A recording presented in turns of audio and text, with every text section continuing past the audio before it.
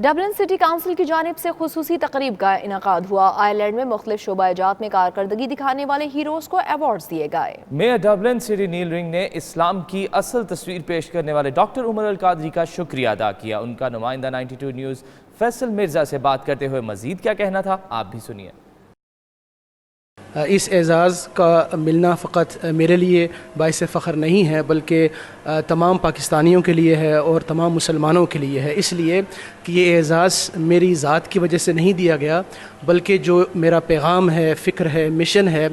جسے آئرلینڈ میں پچھلے 15 سال سے میں پھیلا رہا ہوں، یعنی اسلام کا پیغام امن اور پیغام محبت، اس کو اکنالج کیا گیا ہے، اسے ریکوگنائز کیا گیا ہے، تو اس پر میں اللہ تعالیٰ کا شکر ادا کرتا ہوں۔ اور میرا پیغام بالخصوص پاکستان کے اندر جو تارکین وطن لوگ ہیں، جو باہر رہتے ہیں،